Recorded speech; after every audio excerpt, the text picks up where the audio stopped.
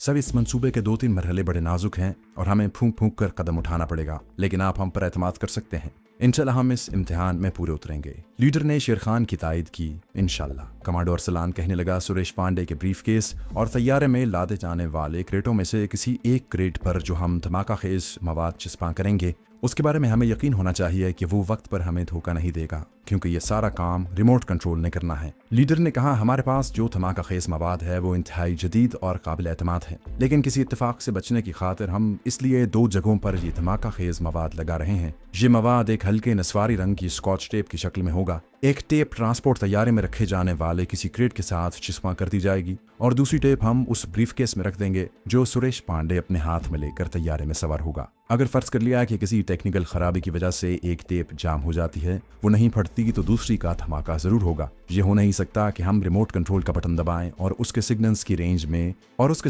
Range में मौजूद धमाका खेज मवाद को आग न लगे। अरसलान ने पूछा, रिमोट कंट्रोल की रेंज कितनी है, क्योंकि तैयारा तो टेक ऑफ करते ही स्पीड पकड़ेगा। लीडर ने कहा, जो रिमोट कंट्रोल हमारे हाथ में होगा उसके सिग्नल्स की रेंज कम से कम 5 किलोमीटर तक है और हम टेक ऑफ के बाद तैयारे को ज्यादा दूर निकलने का मौका नहीं देंगे। उसके बाद लीडर ने उठकर अलमारी में से एक गत्ते का डिब्बा निकाला और उसे खोलकर उसमें से हल्के नस्वारी कलर की एक स्कॉच टेप निकाली। स्कॉच टेप बारीक सफेद कागज में लिपटी हुई थी। उसके साथ ही डिब्बे में एक रिमोट कंट्रोल भी था। लीडर ने कहा, ये वो स्कॉच टेप है जिसके धमाके की शिद्दत का तुम अंदाजा नहीं कर सकते। यूं समझ लो कि इस टेप में एक छोटे एटम बम जितनी ताकत है। मैं चाहता हूं कि वक्त से पहले हम जितना काम कर सकते हैं कर डालें। उसने अलमारी में से वो ब्रीफकेस निकाला जो मुजाहिद सुराग रसा मार्केट से खरीद कर लाया था। उसे इस तरीके से थोड़ा थोड़ा मैला कर दिया गया कि वो पुराना लगे। नए ब्रीफकेस की जो चमक होती है वो गायब हो गई थी। लीडर ने ब्रीफकेस खोल दिया। उसमें मोटी मोटी 3-4 फाइलें पड़ी थी। लीडर ने कहा, यह बेकार किस्म की रद्दी है। इन्हें सिर्फ इसलिए ब्रीफकेस में डाला गया है कि ब्रीफकेस का वजन मालूम हो,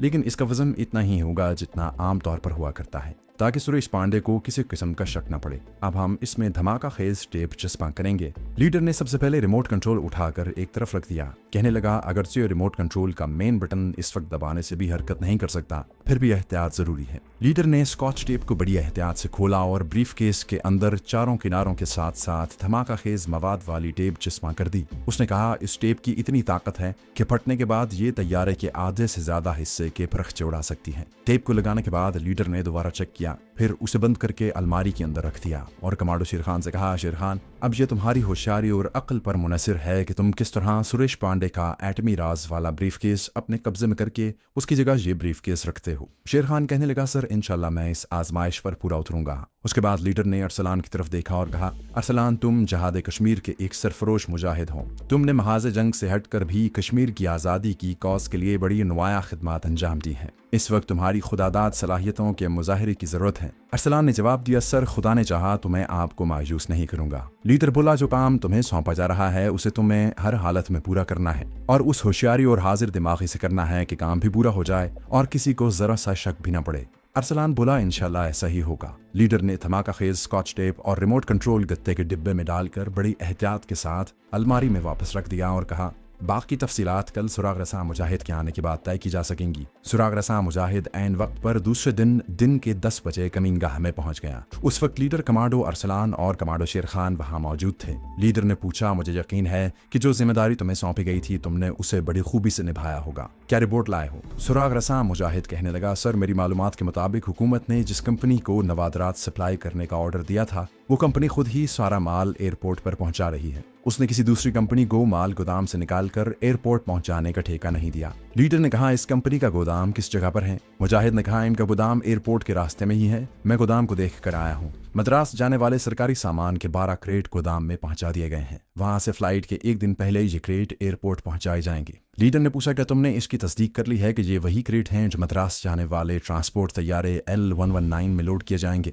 सुराग रसा मुजाहिद ने कहा, सर आप अच्छी तरह जानते हैं मैंने कभी कोई काम अधूरा नहीं छोड़ा। मैंने इनवॉइस की फाइल में लगी हुई सामान की लिस्ट खुद देखी है। ये वही 12 क्रेट हैं जो ट्रांसपोर्ट तैयारे L119 पर लोड किए जाएंगे। लीडर ने कहा, गुड, अब ये बताओ कि जिस गोदाम में ये क्रेट बंद हैं उसकी पोजीशन क्या है? जाहिर है ये कोई सरकारी गोदाम नहीं है, वहाँ फौजी गार्ड का पहरा नहीं होगा। सुराग रसा मुजाहिद बोला, सर ये काफी बड़ा गोदाम है। वहाँ सिर्फ एक बूढ़ा चौकीदार पहरा देता है। वो सिर्फ रात के 10 बजे तक होता है, उसके बाद चला जाता है। लीडर ने कहा, क्या तुम्हें यकीन है कि रात के 10 बजे के बाद गोदाम के बाहर कोई चौकीदार नहीं होता? मुजाहिद ने कहा, सर मैं रात 11 बजे से 12 बजे तक गोदाम की तनी में रहकर जायजा लेता रहा हूँ। गोदाम के बड़े दरवाजे पर 2 बड़े ताले लगे होते हैं और 100 वॉट का बल्ब सारी रात चलता रहता है। चूंकि गोदाम के करीब से एयरपोर्ट जाने वाली बड़ी सड़क गुजरती है जिस पर सारी रात ट्रैफिक जारी रहती है, इसीलिए रात को गोदाम पर चौकीदारी की जरूरत नहीं समझी जाती।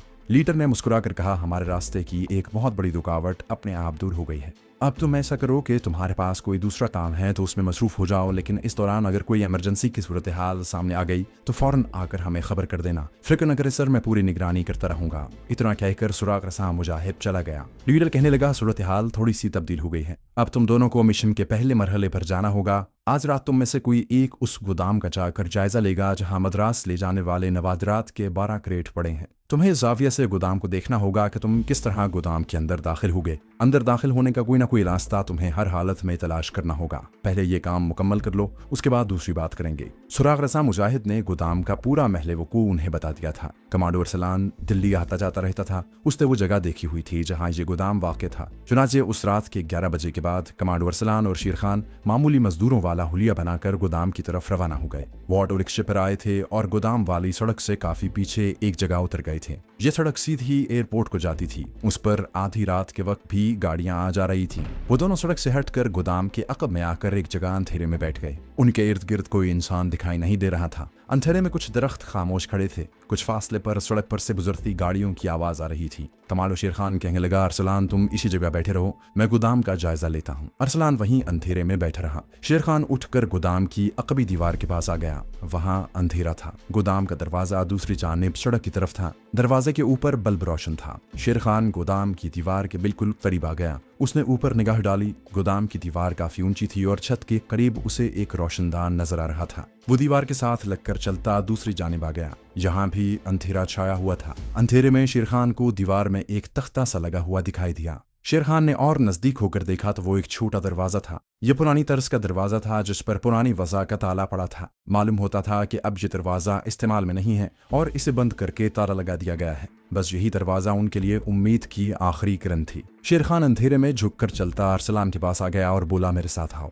अरसलान उठकर शेर खान के पीछे पीछे चल पड़ा। शेर खान ने गोदाम की दीवार के पास आकर उसे पुराना दरवाजा दिखाया और सरगोशी में कहा, यही एक जगह है जहां से हम अंदर दाखिल होने की कोशिश कर सकते हैं। अरसलान बोला, लेकिन इस पर ताला पड़ा है और हमें ताला नहीं तोड़ना। शेर खान ने कहा, हम इसे खोलने की कोशिश करेंगे और इस तरह खोलेंगे कि दोबारा इसे बंद भी कर दें कि किसी को देखकर मालूम न हो कि ताला खोला गया था। अरसलान कहने लगा, मेरा ख्याल है कि इस सिलसिले में लीडर से मशवरा करना चाहिए। मुझे यकीन है कि इसका कोई ना कोई हल निकल आएगा। ताले को दोनों ने बड़े गौर से देखकर उसकी शक्ल अपने जहन में बिठा ली थी। वो रात के अंधेरे में ही कमीनगाह पर वापस आ गए। लीडर जाग रहा था। जब उसे सूरत हाल से आगाह किया गया तो वो कहने लगा, कल रात मुजाहिर कबीर खान तुम्हारे साथ जाएगा। वो हर किस्म का ताला खोलने और बंद करने का माहिर है। मैं उसे सुबह ही बुला लूंगा। वो पहले जाकर ताला देख आएगा। इस तरह उसे ताला खोलने में आसानी हो जाएगी। सुबह सुबह ही कबीर खान पहुंच गया। दुबला पतला सा नौजवान था। आंखों में जहानत की चमक थी। दिल्ली का रहने वाला बड़ा सरफरोश मुजाहिद था। लीडर ने उसे सारी बात समझाकर गोदाम की तरफ भेज दिया। 2 घंटे बाद कबीर खान वापस आ गया।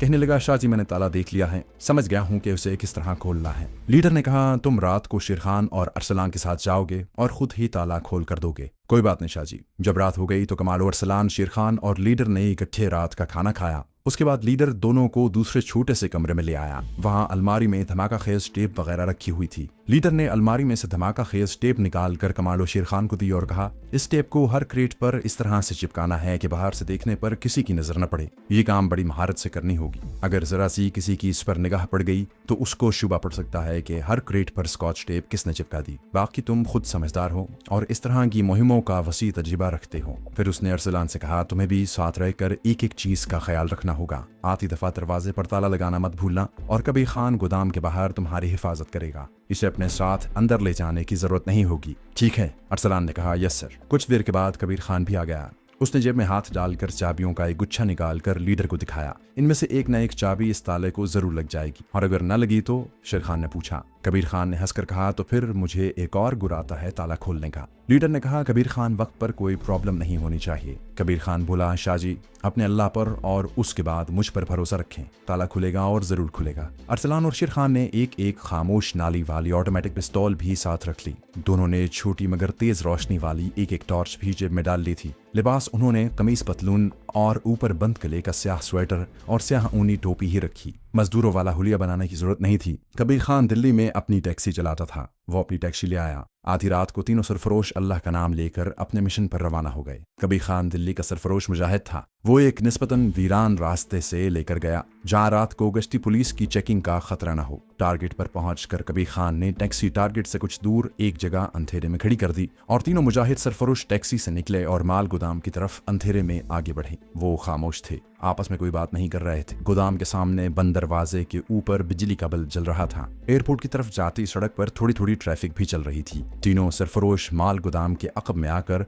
अंधेरे में उसकी दीवार के पास बैठ गए। कबीर खान सरगोशी में बोला, मैं जाकर ताला खोलता हूँ। अरसलान और शेर खान उसी जगह अंधेरे में बैठे रहे, जबकि कबीर खान उठकर झुका झुका माल गोदाम की बाईं तरफ दीवार के पास आकर उसके साथ लग गया। वो दिन के वक्त आकर दरवाजे को देख चुका था जो बंद था और जिस पर ताला लगा हुआ था। कबीर खान ने जेब से चाबियों का छोटा सा गुच्छा निकाला और एक एक करके ताले में चाबियां लगाने लगा। रात की तारीकी में कुछ फासले पर अरसलान और शेर खान को कबीर खान के जिस्म का धुंधला सा साया दिखाई दे रहा था। अरसलान ने आहिस्ता से कहा, कोई चाबी लग जानी चाहिए, हमारे मिशन की कामयाबी का दारोमदार ताला खुलने पर ही है। शेर खान बोला, कबीर खान कारीगर आदमी है, उन्हें किसी वक्त ताले को चाबी लगाने की आवाज सुनाई दे जाती थी। एयरपोर्ट वाली सड़क पर थोड़ी थोड़ी देर के बाद कोई न कोई गाड़ी गुजर जाती। जब गाड़ी गुजर जाती तो हर तरफ खामोशी हो जाती। कबीर खान को 15-20 मिनट लग गए। अरसलान बोला, मैं जाकर पता करता हूँ। शेर खान ने अरसलान के बाजू पर हाथ रखकर जरा सा दबाते हुए कहा, वो आ रहा है। अंधेरे में उन्हें कबीर खान अपनी तरफ आता नजर आया। वो करीब आकर बैठ गया और बोला, ताला खुल गया है, चाबी मैंने ताले में ही लगी रहने दी है, वापसी पर ताला बंद करके चाबी साथ लेते आना। मैं इसी जगह बैठकर माहौल पर निगाह रखूंगा, कोई खतरा हुआ तो मुंह से कोयल की हल्की सी आवाज निकालूंगा।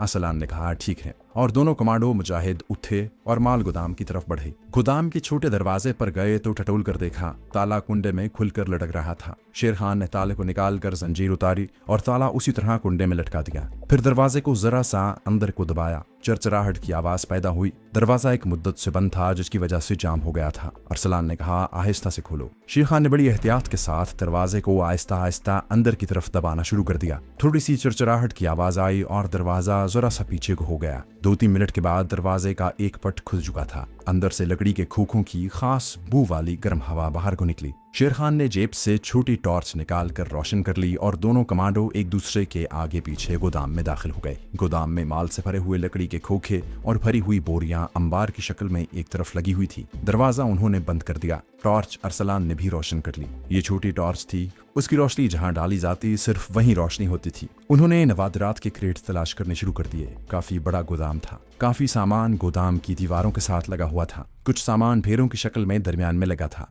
एक तरफ सामान ले जाने वाली गाड़ी खड़ी थी। आखिर तलाश करते करते उन्हें एक तरफ दीवार के साथ लगे लकड़ी के क्रेट नजर आ गए। करीब जाकर उन्होंने टॉर्च से रोशन करके उनका जायजा लिया। ये लंबे साइज के छोटे साइज के क्रेट थे। ये देखकर उनके चेहरों पर मसरत की लहर दौड़ गई कि हर क्रेट पर एक जानिब सुर्ख रंग से तैयारे का नंबर L119 लिखा हुआ था। अरसलान ने कहा, यही वो क्रेट हैं। शेर खान ने जेब से धमाका खेज स्कॉच टेप वाला लिफाफा निकालकर एक क्रेट पर टॉर्च के साथ चिपका दिया। लिफाफे में से स्कॉच टेप निकाली और क्रेट का एक बार फिर जायजा लिया। अरसलान कहने लगा, मेरा ख्याल है कि हमें क्रेट के नीचे टेप चिपकानी चाहिए। शेर खान ने देखा कि हर क्रेट के ऊपर वाले ढक्कन का लकड़ी का थोड़ा सा हिस्सा आगे को निकला हुआ था। उसने आगे के हिस्से पर उंगली रखकर कहा, हम इस बड़े हुए ढक्कन के नीचे टेप चिपका देंगे, इस पर किसी की निगाह नहीं पड़ेगी। और शेर खान ने अपना काम शुरू कर दिया। वो टेप खोलकर एक क्रेट के ढक्कन के नीचे चारों तरफ चिपकाता और फिर दूसरे क्रेट पर आ जाता। इस तरह जितनी जल्दी ये काम हो सकता था उसने मुकम्मल कर लिया। जब 12 के 12 क्रेटों पर धमाका खेज टेप चिपका दी गई तो दोनों ने अपनी अपनी टॉर्च की रोशनी में एक बार फिर क्रेटों पर चिपकी हुई टेप को झुक कर देखा। जब उनकी तसल्ली हो गई तो शेर खान बोला, अब वापस चलो। वो दरवाजे को थोड़ा सा खोलकर गोदाम से बाहर निकल आए। बाहर आते ही शेर खान ने दरवाजे के पट को आहिस्ता से बंद किया